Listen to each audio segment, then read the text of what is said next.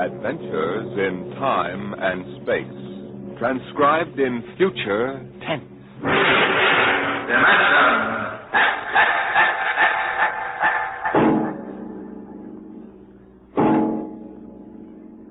In the beginning, there was Jordan, thinking his lonely thoughts.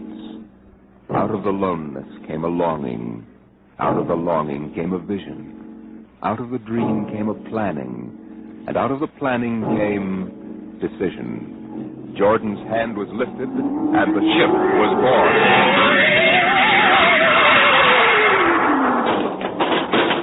You, look out! Are you all right? Yes, it missed me. What was it?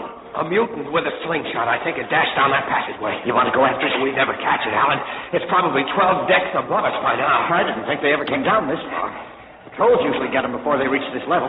They get more daring with each generation. This one looked like a female. Male or female, it might have killed us. I told you this trip was pure foolishness. Climbing 24 deck levels to hear a crazy old man rave. We're almost there now. Compartment X15, level 24. This is the place. This area smells as if it hadn't been visited by a sanitation crew for generations. Boy, the ship is almost deserted.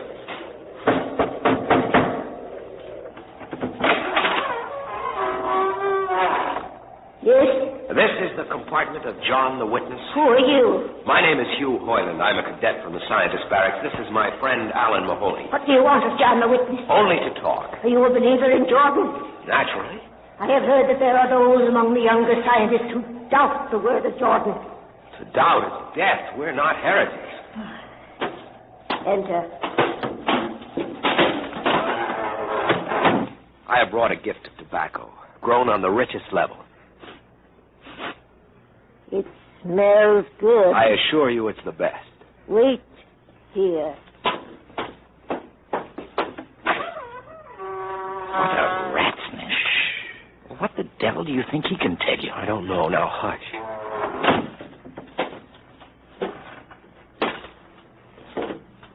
Well? You are John the Witness? I am. Good evening to you. I am Hugh Hoyland. This is my friend Alan Mahoney. What brings a gentleman of the scientist class to my humble apartment? I have heard that you and your parents before you have long been keepers of the legend of the ship. Since Jordan gave the word. I am anxious to hear the word as Jordan spoke it. Why?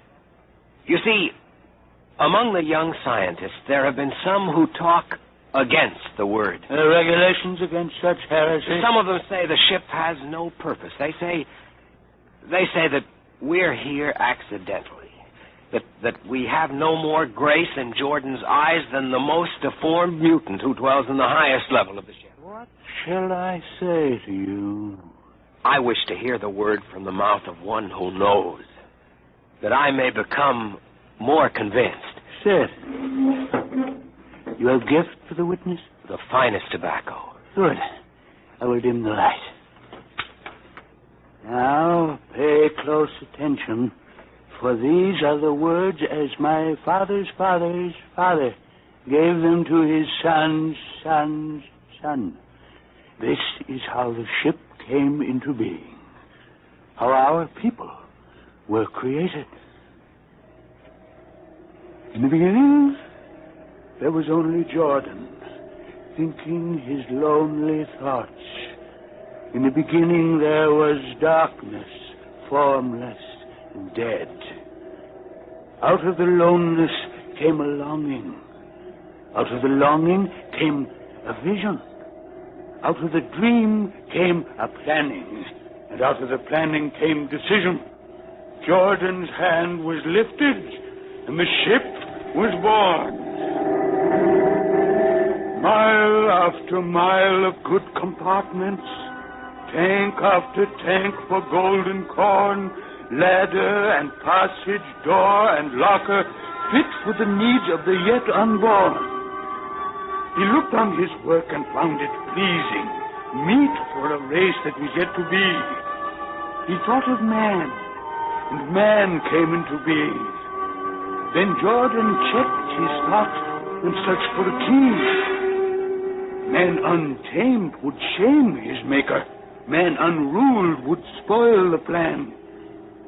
So Jordan made the regulations, some to speak, and some to listen. Order came to the ranks of men. Crew he created to work at their stations. Scientists to guide the plan. Over them all he created captain, made him judge of the race of man. Thus it was in the golden age.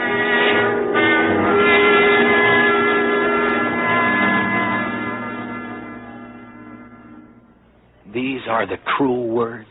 As my father's father taught them. But what of the strange beast-like people on the upper levels of the ship? Surely Jordan did not create them. Jordan is perfect. All below him lack perfection. You have heard of the legend of Huff? I have heard that he mutinied against Jordan. Darkness swallowed the ways of virtue. Sin prevailed upon the ship. And before wisdom prevailed and the bodies of Huff and his followers were fed into the converter, some of the rebels escaped and lived to father the mutants. They are tainted with the sins of their fathers. One more question, witness. Speak. What is the ship? The ship is a great sphere. 25 kilometers wide and 100 levels deep. I know that, but what about the upper levels? The regulations forbid us to venture into the upper levels, but it is said that beyond the levels of the mutants lies the forbidden place where Jordan's spirit prevails. So I've heard. But something troubles me. Something which prompted my coming here. Yes, my son. What lies beyond the ship? What? What lies beyond the ship? This is heresy. Answer me. I will not permit such talk. The ship is complete. The ship is universal. The ship is everywhere. The ship is endless. Your mutterings are those of a frightened old man. They answer nothing. You question the word? I think you lie. Hear me, Mr. Highland. For what you have already said, I can have your body fed to the converter. Your soul launched on the endless trip. You threaten me. You, for Jordan's sake. You think I fear this dried fig of a man? You. Sir, my friend is impetuous. He doesn't understand. I might be persuaded to forget a substantial gift. You pig. Come on, Alan. The sight of this so-called holy man offends me. Now you shall not leave. Don't try to frighten me with a gun, old man. Remain where you are, heretic. I warn you, put down the gun. Now, no closer. Drop it. Very well, then. Dip to the heretic. Alan, get him! Is he dead? I don't know. Come on, Hugh. We've got to get out of here. Now where? We can't go back. They'd feed us into the converter. What's that? The old woman must have turned in an alarm. Come on, the patrol will be here in no time. Where can we go? The upper levels. But the mutant. We'll have to take our chance. Listen, that's the patrol we've got to climb. Down the car quickly. Halt! Halt till we fire! The ladder.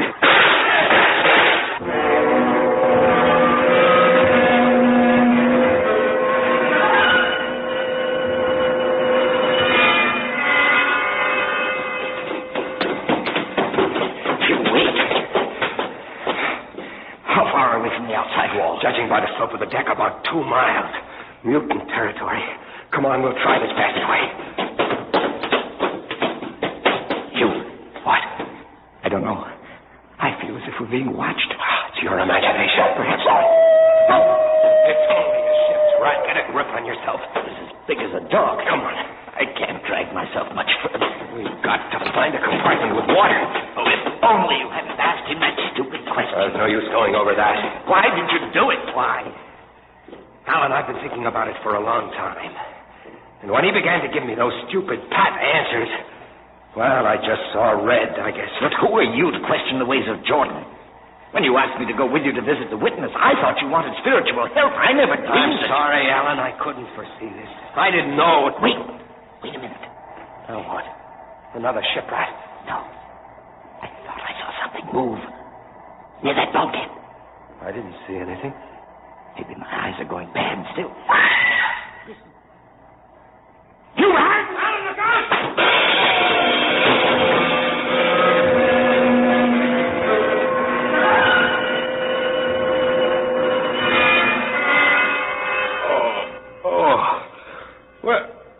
Where am I?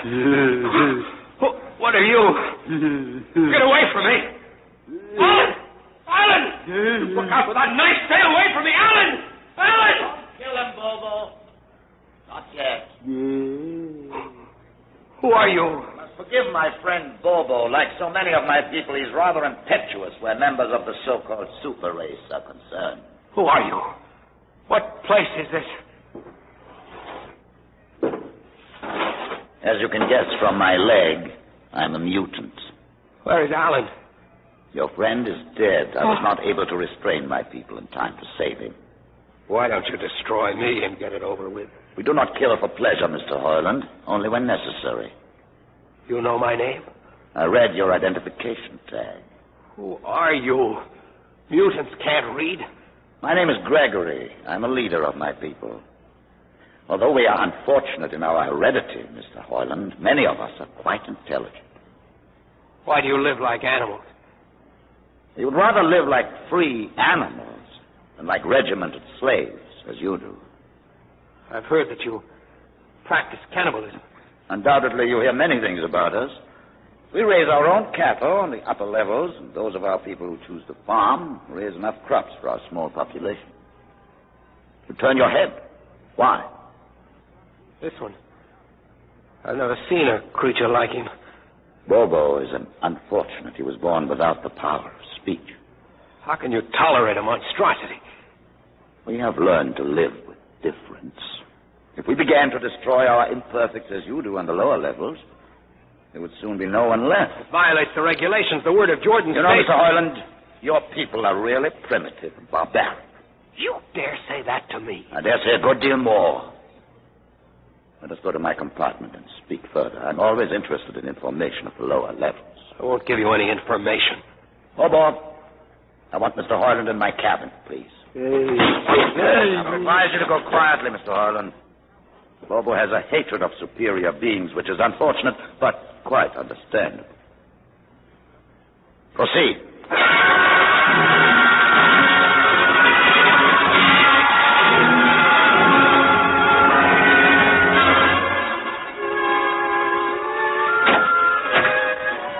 Enter, Mr. Hoyland.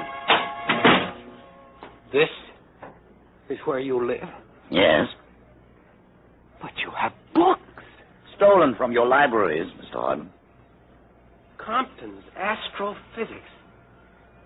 The Philosophy of Interstellar Navigation. Celestial Mechanics. You have read these? Most of them. Why did you bring me here? What do you intend to do? Do you believe in Jordan, Mr. Hoyland? There is no other belief. And the trip? I suppose you believe in the trip, too. Well, what else is there to believe? When you die, your remains are fed to the converter, and your soul makes the trip. And where does the trip take you? Why, to Centaurus, of course. Huh? Well, what is Centaurus? Why, Centaurus, mind you, I'm just telling you the orthodox answer. Centaurus is where you arrive when you've made the trip. A place where everything is happy and everybody's happy and there's always good eating. It's mythological, of course. And you believe this? The peasants believe it, literally, but many of the younger scientists like myself know that it's figurative, symbolic. Why do you ask? Didn't it ever occur to you, Mr. Hoyland, that the trip is exactly what your peasants believe it is? That the ship and all the crew were actually going someplace, moving? The ship can't go anywhere. It already is everywhere. Imagine a place bigger than the ship, much bigger, with the ship inside it, moving inside. But there can't be any place bigger than the ship. There wouldn't be any place for it to be. Oh, for heaven's sake. Listen, you know the lowest level? Yes. If you started digging a hole in the lowest level, where would that hole go? Where would that... Oh. No, it's forbidden to think such a thought. Where would it go? No, I can't think about it. Bobo, we're going to take Mr. Hoyland to the place. Where are we going?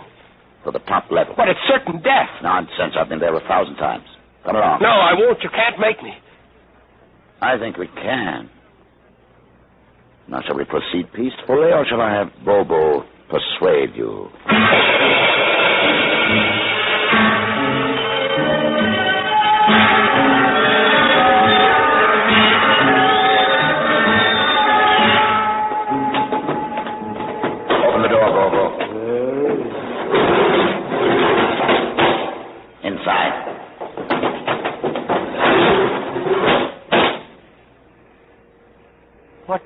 place is this? This, Mr. Hoyland, is the main control room. Why, Mr. Hoyland, you're trembling. It isn't true. There is no such place except in mythology. Oh, you younger men are so wise, Mr. Hoyland, except for one thing. This happens to be the main control room of the ship. But it's nothing but a huge room with an instrument panel. What did you expect? How do you know this is the main control room? See these instruments? Using them, the navigator, many hundreds of years ago, actually steered the ship on its voyage. I don't understand. I didn't suppose you would. Your people have been so steeped in superstition and ignorance that the whole concept has lost its meaning. Sit in that chair. Don't be frightened. Sit down. Very well. Look up. What do you see? Nothing but a huge shield. Watch it for one moment, Mr. Hoyland. You are going to see something that few of us have ever been privileged to witness. Something so dazzling that you may find it hard to accept at first. But it is there. It is a reality. And ultimately you must accept it. What are you doing? I'm dimming the lights. Don't be frightened. Keep your eyes focused on the shield above us. Ready? Watch. The shield! It's sliding back!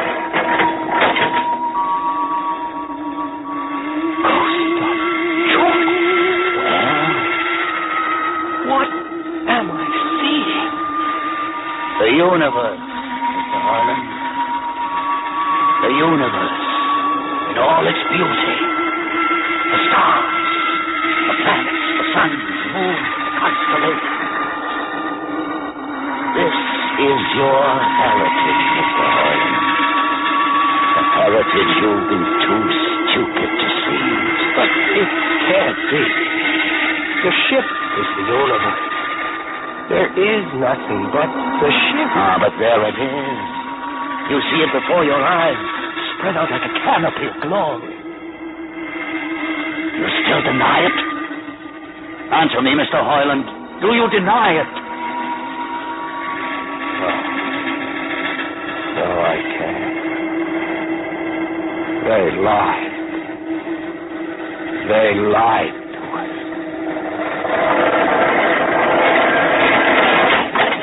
Good. Why did you close the shield? You will see it again if you're not afraid. I'm not afraid. Many times. I've shown this to others of your people whom we captured, and though they saw it before their very eyes, they would not believe it. Tell me about it. Tell me about the ship, about the universe. What are these things? How did this come about? Many thousands of years ago, on a planet like those you've just seen, a planet called Earth, a scientist named Jordan decided to build a ship that would carry men from one planet to another. For many years, Jordan and thousands of others studied and planned. And when they were finished, they built the ship. A ship so large that it had to be assembled in its own orbit beyond the place called the moon. 60 years it took them to construct. And when it was finished, a whole new science had been conceived. Then the trip was begun. The trip that was to land a colony of Earthmen on a far-off planet called Centaurus, millions of light years beyond the furthest planet ever reached before. How do you know these things? Among my books are the log which Jordan himself kept, and the records of the journey for the first 40 years. What happened? There was a mutiny. A man named Huff led a rebellion of those who wanted to turn back. In the struggle, the navigators were killed, and the crew fell into a state of anarchy. In the years to follow, small groups of men tried to organize the ship for navigation, and each time they failed. Finally, the whole idea was abandoned. And so for centuries, we have swung in space, unmanned, undirected, living in a lost world of our own making, without purpose, without direction. Why have you told me this? Why have you brought me here? You could have killed me. Can you guess? No. No, I can't. Unless... But it would be too fantastic. Well, you want to finish the trip. Yes, that's it. What would it take to do it? a miracle almost. The crew would have to be trained. Many people, each skilled in a certain duty. Couldn't you train your own people? We are too few. Besides, the main drivers in the lower levels where my people are forbidden to go. No. It would mean that both our peoples would have to work together. Our differences and courage, rather than deny. It can be done. You showed me. You can show others. I can show them. Can you? I'll see the captain himself. I have an uncle on the central board. I'll tell him what I've seen here. And do you think he'll believe you? Send one of your people with me. That's asking a good deal. I'm risking a good deal by going back. Very well. Bobo will go with you. He can't talk. There will be no need for talk. I will write a message guaranteeing safe conduct for a group of unarmed scientists to visit the main control room. Bobo will take you safely through our territory. What happens when you reach your own level is up to you.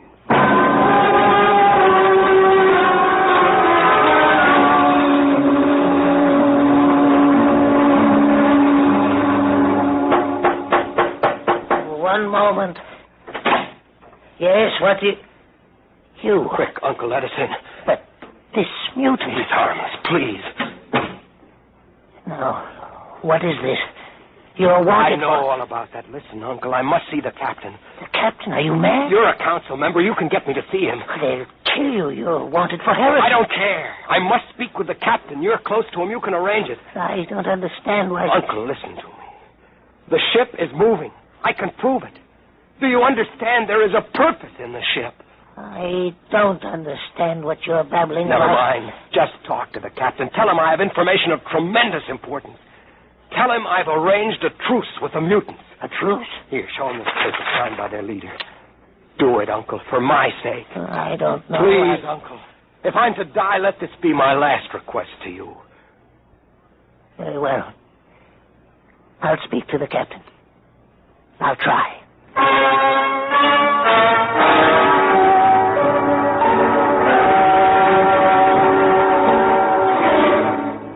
And you say, Mr. Ireland, that you saw this with your own eyes? I swear it, Captain. I swear it on the word of Jordan. Let me see that paper again.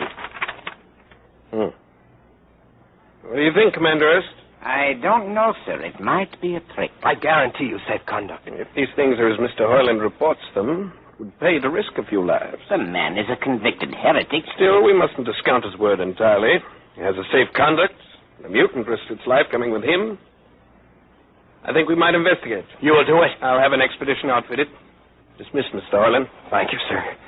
Thank you. Captain, do you... Commander Erst. Sir. You'll make the necessary arrangements for an expedition. I trust you understand. Perfectly, sir. Perfectly.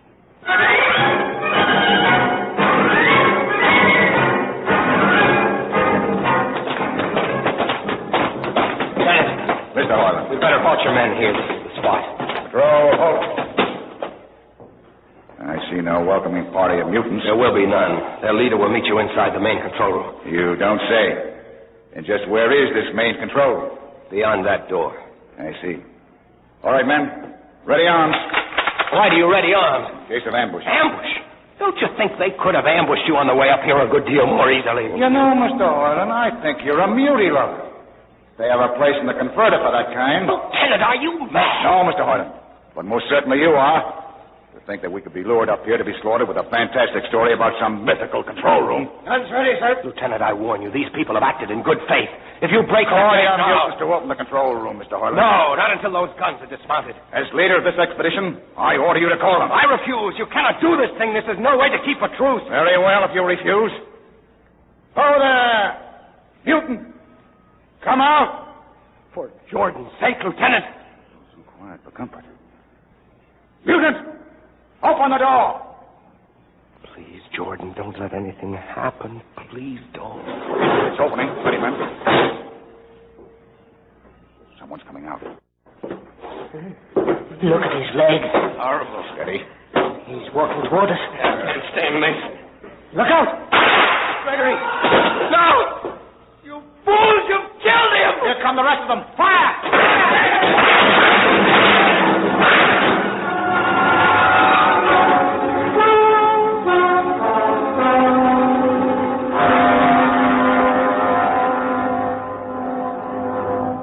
That should teach them a lesson they won't forget.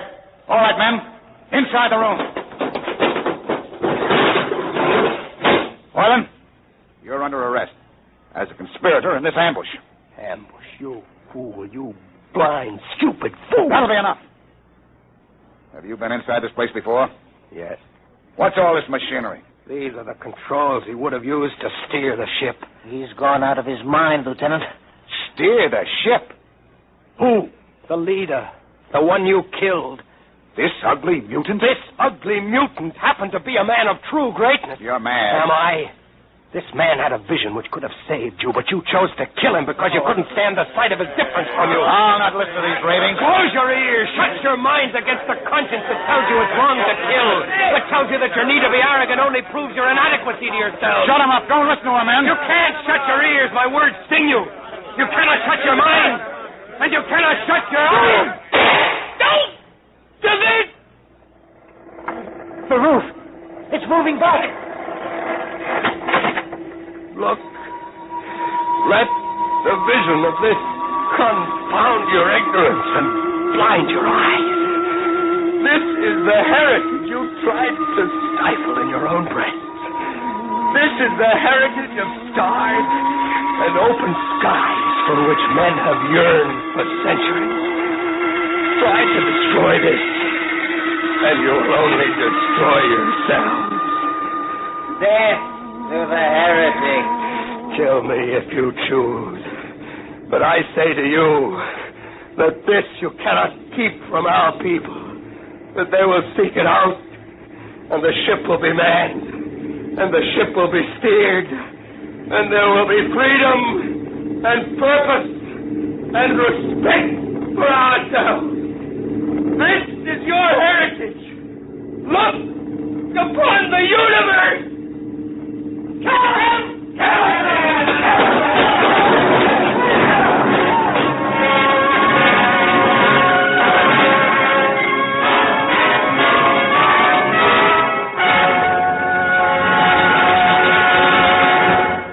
You have just heard another adventure into the unknown world of the future, the world of...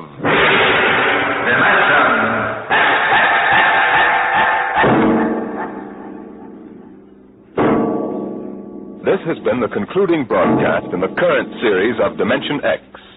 If you're interested in the continuation of this series, please write and tell us so. Your ideas and suggestions will be given the most thoughtful consideration in determining the future of this program. Just drop a letter or postcard to Dimension X, care of NBC, Radio City, New York. Today, Dimension X is transcribed Universe, written for radio by George Lefferts and based on a story by Robert Heinlein. Featured in the cast were Mason Adams as Hugh and Peter Capell as Gregory. Your host was Norman Rose. Music by Burt Berman. Engineer Bill Chambers. Sound created by Manny Siegel, Max Russell, and Wes Conant. Dimension X is produced by William Welch and directed by Edward King. Ed Archie Gardner tangles with Tallulah Bankhead on The Big Show.